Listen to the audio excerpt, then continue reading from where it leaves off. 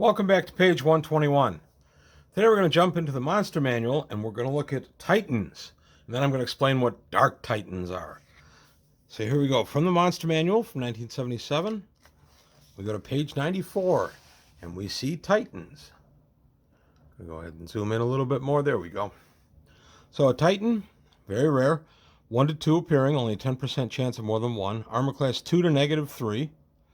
17 to 22 hit dice. 1 attack at 7 to 42 or 8 to 48. Special attack see below, special defense see below. Magic resistance 60%.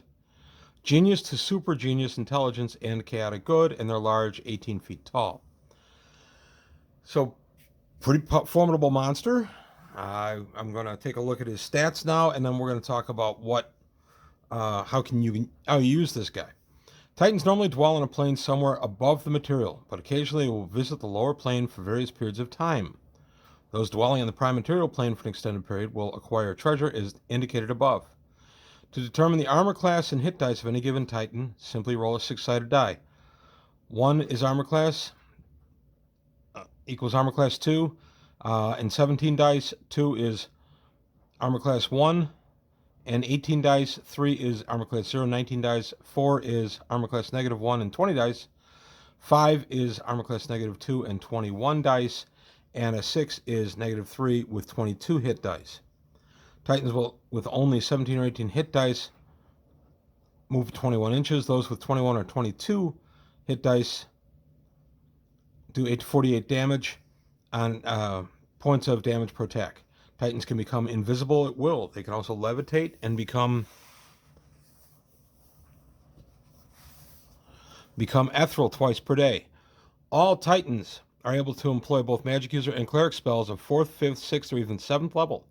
To determine how many levels of spell use each category a given Titan possesses, simply roll a 4-sided die and add the results to 3. For each level of spell use, the Titan can use 2 spells for each category. So the minimum number of magic spells usable by a Titan is 8, and the same applies to clerical spells.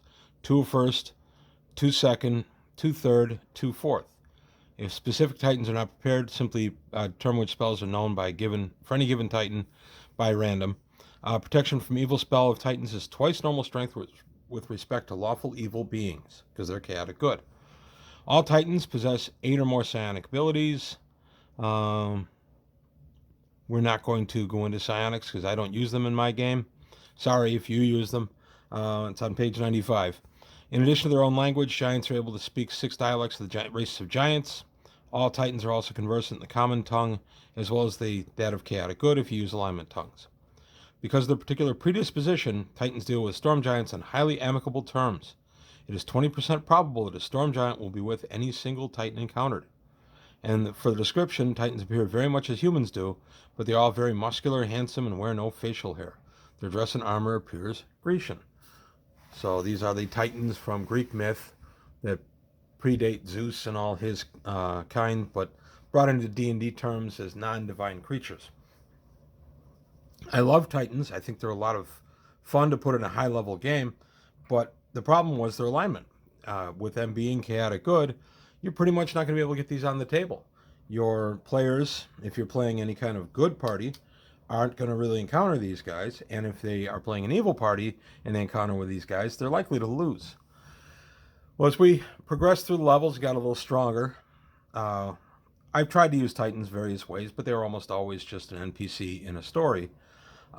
Craig solved that problem for us in a game he was DMing, and this is about 20 years ago, where he introduced us to his Dark Titans. These are Titans that are evil. For whatever reason, these Titans are evil. They're a slightly different group of Titans.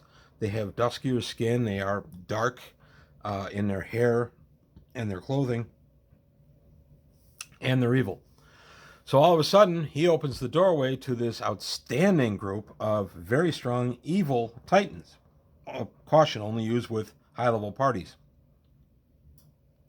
I have a very high-level group that's been around. Some of the characters go back over 40 years. And in a recent game, I threw in some of Craig's Dark Titans and actually made those guys back off a little bit while they considered what they were going to do against such formidable opponents. Dark Titans also have the abilities of the regular Titans, and then I give them a slightly better armor class when I use them in my game. Craig uses lots of different magic with them, which I have adapted as well. They're just very powerful. They can throw lightning. They can hit you with a fireball. They can fly. They can turn invisible at will as the normal power. They're just extremely formidable creatures. But the Dark Titan end of it gives us an opponent to match for some high level, good aligned character parties to fight against. So that's all I've got to say today about our good friends, the Titans and the Dark Titans. I just brought it up, or just took a look at them today because I used the Dark Titans in a recent game, and Craig and I got talking a little bit, and I said, hey, I should take a look at these on the channel. So that's what I did. So Craig, shout out to you. Good adaptation of an otherwise not very usable monster, and he even gave us a good name for him, Dark Titans. That's all I've got to say today on page 121. I want to thank you for your time. Thanks for watching, and I'll see you next time.